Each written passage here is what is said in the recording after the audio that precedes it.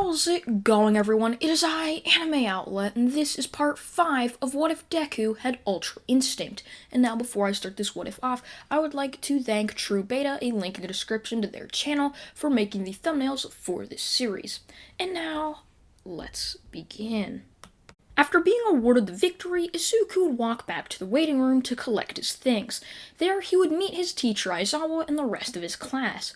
They would congratulate him, as Aizawa would then decide to speak up. "Hurry along, class. You need to collect your things as quickly as possible. The second years are about to come in, as they are about to have their sports festival, and then after that, the third years will have their sports festival. You all can either stay here or go home. I could care less. But if you wish to stay here, go back up to the stands that you were sitting in. And if one of you guys end up staying here, especially you, Izuku, please one of you who were up in the stands guide him to where that was." As Aizawa would then walk off back to the teacher's booth and lounge, as he would then sit back down, deciding to rest. So Izuku would decide he wishes to stay and to just watch the rest of the sports festivals, wondering if any of the other students happen to have any key or had any key control at that. So Izuku would sit down and would watch through the entirety of the second year just sports festival and would not find anything that stuck out to him. However, when he heard that the third years had arrived, he could immediately sense a strong key. It almost rivaled that of All Might. So Izuku would then decide to wait, wondering who this key user could possibly be, as the third year sports festival would then just commence. So Izuku, deciding to wait, would end up going through the entirety of the race and cavalry battle without being able to pick out who it was. Sure, he could pinpoint the exact location of the key, but he just decided that really wasn't fun at all and decided to try to guess. However, when the 1v1 tournament would end up starting and the finals would end up happening, Izuku could tell that it was obvious that the person that had this key control was Nejire.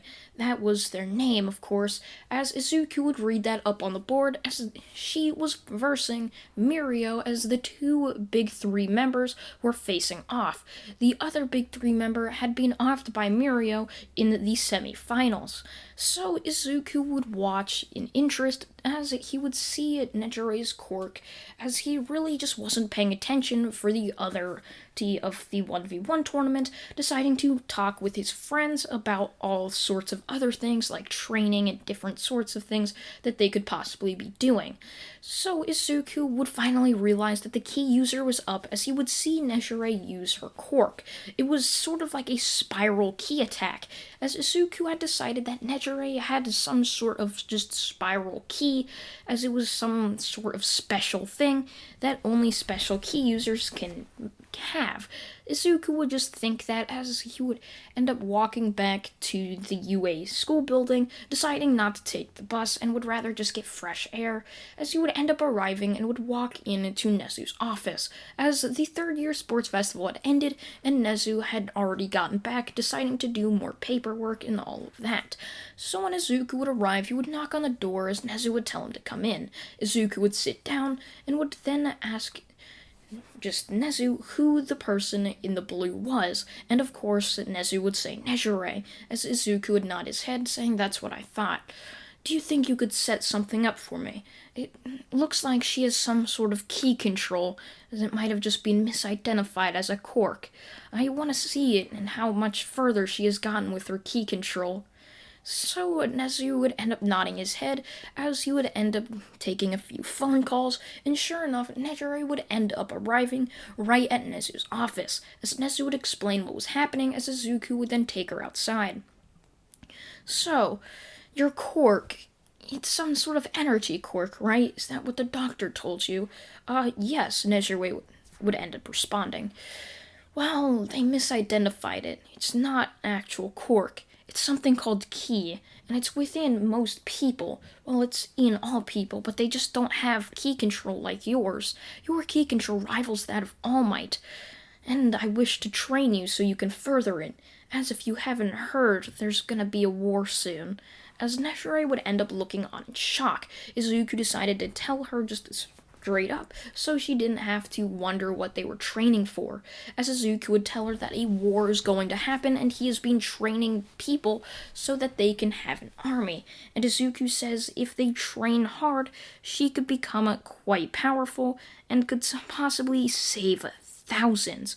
Nejire would end up agreeing, as they would then go out to train. A week would pass with them training, as Nezu would end up calling Izuku into his office. As he would walk in, and there stood Nejire sitting there. As Nezu would then tell Izuku that their internships are about to begin, as tomorrow, being Monday, would end up being the start of all of the internships for all of the students in the first years, as Nezu would tell Izuku that he wants him to take Nejire out, as she's going to guide him throughout Hosu City, and that they are just going to be looking for villains to stop, as it could be great experience for Izuku, who hasn't really just gone out and villain hunted.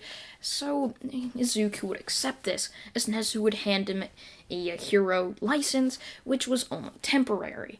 So when the day would pass, Izuku would walk into school and be called back to Nezu's office. He had actually gotten a call from Nezu to come into his office on Sunday, so when Izuku would walk in, he would then get another call, but this time over the loudspeaker/intercom. So when Izuku would arrive in Nezu's office, Nezu would tell Izuku to take this temporary hero license and that he may now go out, as Nejire is waiting for him at the entrance of UA. Izuku would meet her there, as they would then rush off to Hosu City to hopefully stop as much crime as they possibly could. As the next couple days had passed, the crime had very much slowed, as Izuku wasn't really sure why, as Hosu City was one of the most crime-populated cities in all of the country. So to find out that crime had basically just dropped by 75%, it was insane. So when Izuku would end up hopping the just buildings and just roofs of buildings, he would end up spotting something. There stood Stain, standing in the middle of an alleyway with his sword to the neck of a hero. As Izuku would jump down, and Nejire would follow. As Izuku, hopping down, would end up kicking Stain across the face, but as the dust would clear, there revealed Stain, who had blocked the kick without just breaking a sweat. As Izuku would look over towards Stain and would then tell him that his days of killing heroes is over, as he's going to be put in jail and behind bars within an hour. As Stain would then end up laughing. "I've heard a lot about you, Izuku. It's finally good to meet you in person, and let's see if all those rumors about you being able to dodge almost everything are true." As Stain would then go for a punch, which Izuku was able to dodge. However, Stain would counter this dodge by punching Izuku square across the face, as Izuku would then be sent flying backwards. Seeing this, Izuku would realize that Stain wasn't going to be such an easy opponent, as Stain was one of the few people that had managed to even touch him. So Izuku, hopping back up onto his feet, would rush at Stain before creating a ki blast in his hand, throwing it right back at Stain. And Stain would easily jump over this ki blast, as it would then hit a dumpster, causing it to explode, as trash and different sorts of metals and things that were thrown in this dumpster would just pop up into the air, as Izuku would grab a hold of some metal rod, jabbing it into the side of the building, catching himself as he was falling down after jumping in the air to throw the ki attack. As Stain, seeing this, would hop at Izuku, who would start to swing around such bar, then just releasing as he would go flying towards Stain, as Izuku would punch him across the face, as Stain would then be sent flying back, as Izuku would fly right into Stain's stomach, sending him further down into the ground. As Stain was about to get up, Nejire would come in and punch him across the face, right towards Izuku, who would slam him down into the ground. As Stain would then jump up before powering up as much as he could. "You know, you're the first two people that have made me go into this form. You should all feel very lucky, as it's the last thing you'll see." As Stain will jump right at Izuku, who would dodge this attack, barely by a single inch, as Izuku, hopping back on his feet after just falling to the ground to dodge a sword attack, Izuku would create a keyblade in his hand before jabbing right at Stain, as Stain would block this keyblade with his very own sword, as both of them would clash with such things, as Nejire would then copy Izuku and would rush right at Stain. Stain was a very powerful opponent, but with the combined efforts of Izuku, he was no match. However, he did last quite a while. However, right before Izuku could deal the finishing blow to knock just Stain out, a Nomu would end up rushing into the alleyway before grabbing Nejire by the neck, who, not able to react in time, couldn't dodge, as Izuku, turning back, would then be kicked in the stomach after letting his guard down, as Stain would then jump up, grabbing onto the side of the roof top, as he would then pull up, looking down at Izuku. "Let this be a warning, Izuku. There's thousands more stronger than me within All for One's army. I suggest you at least power up a little bit, as you are no match for them," as Stain would then start hopping away, as Izuku, looking towards the Nomu, would power up his fist, throwing the hand that wasn't punching forward while his punching hand back, throwing it forward right into the Nomu's side, as he would go clear through the Nomu's skin, as Izuku would realize this Nomu wasn't as far as powerful as the Nomu he had faced in the USJ. So Nejire, who's passed out after being suffocated by this Nomu, Izuku would rush right at it, punching it across the face before creating a ki blast and shoving it into the stomach of the Nomu, as this ki blast would then rapidly expand, just absorbing this Nomu and completely disintegrating it. So Izuku would look over towards Nejire as he would see her passed out. He would grab Nejire before rushing back to UA so she can see just Recovery Girl. When Izuku would arrive, he would walk into Recovery Girl's office before setting Nejire down on a bed, as she would rush over to see the young girl, the third-year girl, sitting on the bed completely knocked out, as Izuku would then get hit on the top of his head by the cane of Recovery Girl. "What do you think you're doing? You could have gotten yourself killed." As Izuku would just say, "I had a little run-in with the hero killer, but sadly we weren't able to capture him because a Nomu came in and blindsided Nejire here, so she ended up getting knocked out." As Recovery Girl would nod her head, as she would then decide to treat her.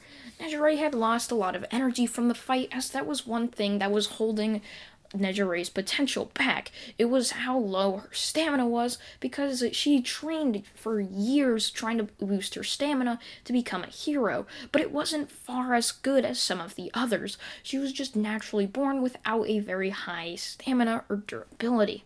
So Izuku would end up walking away and would end up handing both Nejire and Izuku's hero license back to Nezu, as Nezu, who had already heard what happened, would sigh. "Well, at least you know you can beat the hero killer. But it frightens me what you've told me about him. How he said there's thousands more, far more powerful than him, and he almost beat you two. I think he's lying, Nezu." "Why do you think that? We have no reason to think he'd lie." "Well, it's just a scare tactic. He lied to us, saying that their army's far more bigger to make us feel nervous. Then they catch us off guard and then easily beat us. It's something that I think I've seen before in history, but I'm not quite sure. How an army tricks them to think there's far more bigger than them. So you end up waiting it out while they build and boost their army up. And then they attack twice as hard as they could have if you would have attacked them when they were lower in strength. So I think we should strike now, too. But we still need to train everyone in Class 1A and B, possibly even the Big 3, too. We need to train as much people as possible, and I think I know how. However, we can't just pull it off as a field trip. It needs to be a surprise, as I have reason to believe there's a traitor among us. How else would they know that the USJ incident was supposed to occur at that such date and time? There's gotta be a traitor, whether they're in Class 1A or Class 1B. which I would suspect it'd be Class 1A, of course, since we were the only class going to the USJ at that time. So let's try to make this a secret and a surprise to all of the UA students. I suggest not running any bigger assignments like the final exams you had planned in about a month. So I suggest just going through the rest of the school year, and then for summer we end up going to a secret location. I'll talk more to you about this tomorrow, as I have things to do today. As Nezu would nod his head, Izuku would end up walking off, as months would end up passing, as finally summer would end up hitting. And that's where I'm gonna leave this What If off, everyone. I thank you all for watching part 5 of What If Deku Had Ultra Instinct. Part 6 should come out tomorrow, and yeah, I thank you all for watching once again, and goodbye.